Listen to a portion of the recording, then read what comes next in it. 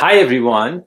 This week, it's right before Purim, and I want to share with you a magnificent story from the book Heavenly City from Menachem Gerlitz. So this story took place going back to 1823. Now, Reb Nissen Zuckermantel was the owner of a huge factory that did very well, and he numbered amongst the Talmidim of the Chasam Sofer. Now, it had been many years that he didn't have any children.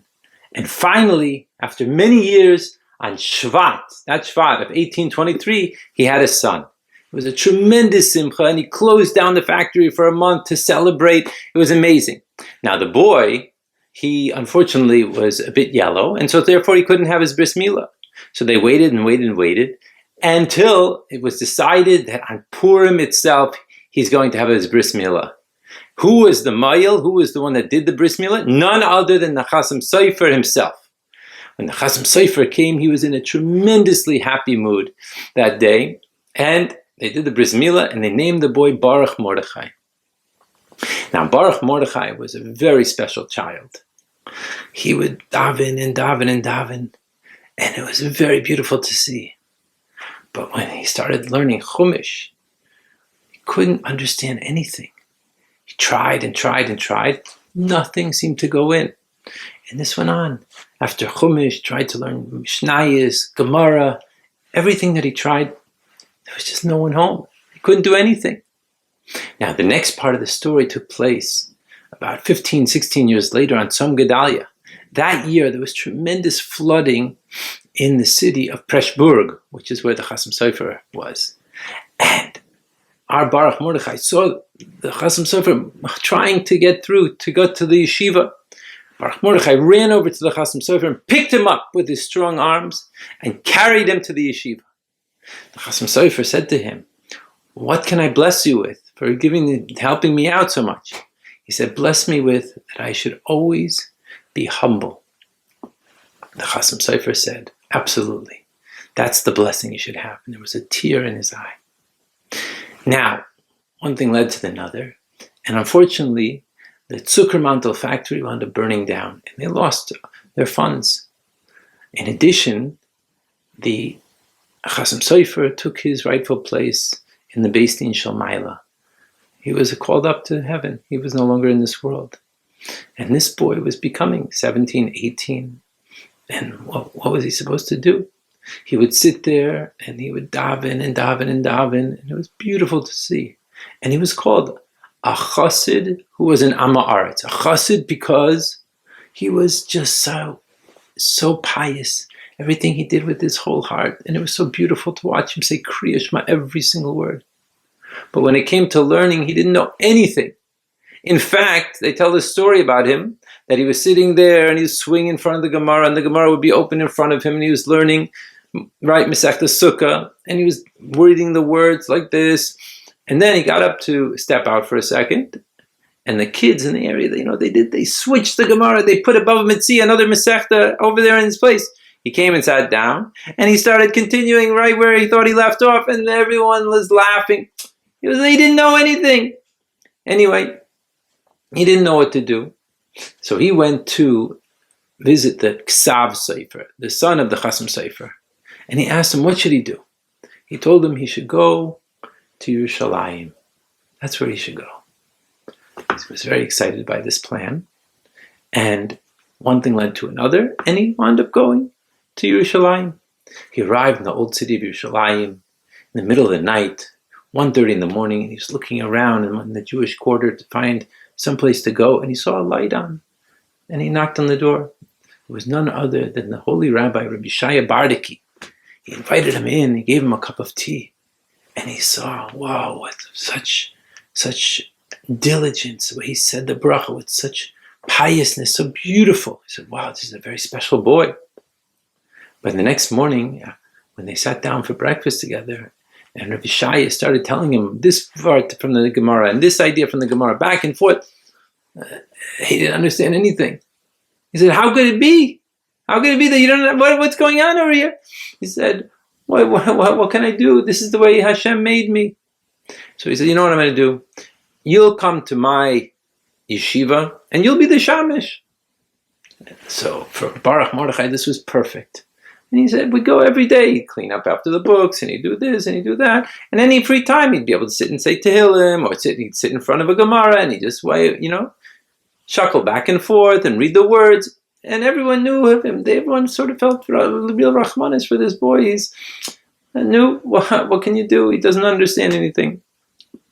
When he came to the age of 20, he went to Rabbi Shai Bardaki, and he said to him, please, they say in Preshburg that a person that doesn't get married by the age of 20, no brachas will happen to him for the rest of his life. Please help me. So Shai Bardaki did whatever he could, and he found a kala for him, an orphan girl, that she knew who he was. He was a very pious person, but unfortunately he really couldn't understand any Gemara or any Torah whatsoever. Even Chumash he couldn't understand. But she agreed. And they lived happily together. He was a shamish in the yeshiva of Rabbi Shai Bardaki, and this is the way things went for a while, until, unfortunately, Rabbi Shai Bardaki passed away. Now he didn't have anyone to rely on. He had to feed his wife. They didn't have any children at the time, and so they tried to figure out, what is he going to do? So he decided, what he's going to do? He's going to be a water carrier. In those days, right? They didn't have running water in the houses. So he decided to become the first Ashkenazi water carrier in the city of Yerushalayim. And he would go. He'd go around he took the last money he had, bought poles and rope and buckets, and he went from place to place and he carried the water. He would be very, very honest, and everyone trusted him implicitly because they saw how holy he was. He was a very, very pious person. To the extent that on Erev Rosh Chodesh, he refused, no matter what anyone said, he would not take any money from anyone. Why? Because maybe, perhaps during the month, a little bit of water spilled here, a little bit of water spilled there. And chas v'shalom, God forbid that he should ever steal from anyone. And that's what his plan was. Now, when the Brisker Rav, right, the holy Brisker Rav came to Yerushalayim, so immediately he went to his house and he said, can I please, he knocked on the door and he asked the Rebbetzin, can I have the schus, can I have the merit to be able to carry the water for your family as well? And she was saying, of course. I'm like, why not? When the Brisker Rav saw him, he said, absolutely not. We will not take water from this water carrier. I was shocked. He was so sad. What did I do? He went home and he was crying. He was saying to Tehillim and davening to Hashem, what sin did the Brisker Rav see in him, deep down in him? Oh, this is so terrible. And his wife was so upset also. She saw him crying. She started crying to the extent that the Rebbetzin, she happened to see the Brisker Rebbetzin a few days later and said, what did your husband see in my husband? That he wouldn't even accept water from him? What kind of sinner is he? What kind of thing? The Rebbetzin said, I don't know, but I know that my husband is a very good judge of people. And therefore, if he won't take water from him, there's a reason. And that was like, taking the knife and twisting it even further. Oh, they were broken, crying and trying to do tshuva, whatever they could have done wrong, whatever. Anyway, that's the way it went. And it kept on going like this for many years. Until Purim, on the 70th, after the 70th birthday, the 70th anniversary of his bris milah. And everyone was by the Torah's Chesed, by the helm of Reb Shneur Zalman of Lublin. And it was a big party. And everyone was drinking wine, left, right, center. And Baruch Mordechai was known that he couldn't really handle wine. He didn't really drink ever. But he said l'chaim like everyone else in the spirit of Purim. And he said, Rebbe, today is the 70th anniversary of my bris milah. And they said, oh, if that's the case, give him a big glass of wine. And he drank down the glass of wine. And he jumped up on the table and he was dancing. And it was becoming very wild. It was like out of hand. He said, stop it. What are you doing? Come on, stop. He said, at least say some words of Torah. So there's a little twinkle in his eye. And everyone was like, hushed, like you're embarrassing him while he doesn't know anything. He says, what Torah do you want me to say? He said, say something about Purim. He said, about Purim? What's there to say? There's a whole Masechta, there's a whole Megillah. And he started saying word for word from the beginning of the Masechta of Megillah. Word for word, Gemara, Rashi, Tosfos, all the questions of the Rishonim. People were standing there with their eyes wide open, their mouths open. what is going on here? And then the Rebbe told them, okay, they asked him questions on Shabbos, Gemara Shabbos, they went to Gemara Metzia, went to this guy for 2 hours, back and forth, words of Torah from here, from there, from everywhere, until finally he just collapsed in a drunken stupor.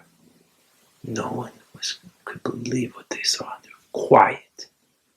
Just couldn't believe it. They carried him up. They brought him to the women's section to lie him down so he could fall asleep. And then he woke up. And everyone started looking at him. And people wanted to treat him differently. They started calling him Rebbe. It's like, what do you mean Rebbe? What are you talking about? And it came out what he had done. He said, he was broken. 70 years. 70 years. He had kept this secret from the whole world. No one knew who he was. No one. And they wouldn't let him be a water carrier anymore. And people started coming to him and asking him, begging him to teach them. And he was just totally broken. And he said, this is what the Chasam Sofer said in the times of when he had the Bris Milah. He said, Yayin, wine, has the same numerical value as Soid, secret. And people, it was Purim, so they realized, but what was it about the bris? What did the Chasam Sofer see? Nichnas yayin iyotze soid. When the wine goes in, the secrets come out. Anyway, this was the secret of Baruch Mordechai. Sometime later, he passed away, and the Kabbalists of Yerushalayim said about him that he was in fact one of the 36 hidden tzaddikim of that generation. I want to wish everyone a wonderful Shabbos and an incredibly freiliche, happy Purim.